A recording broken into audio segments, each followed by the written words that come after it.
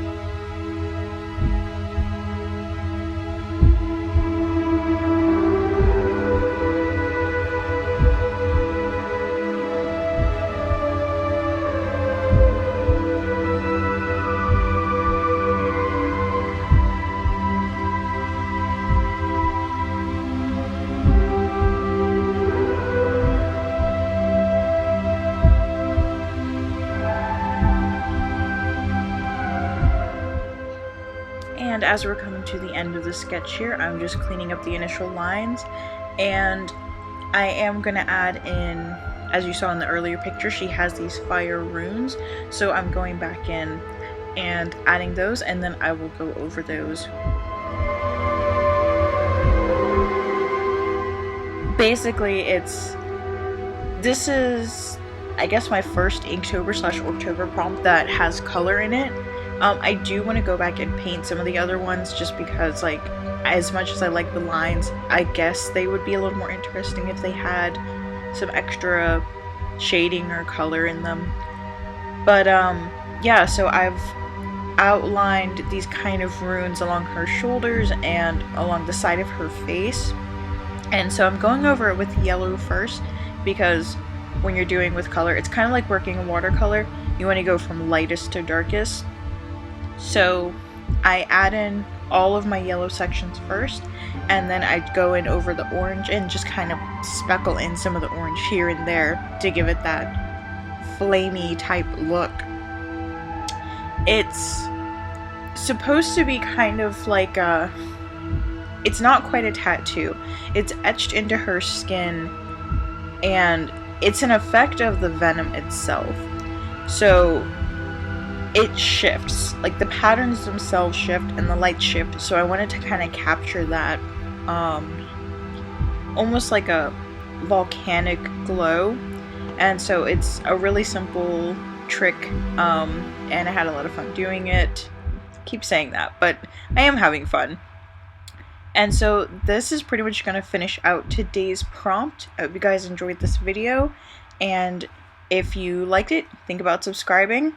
But for now, I'll see you guys next time, and have a weird day.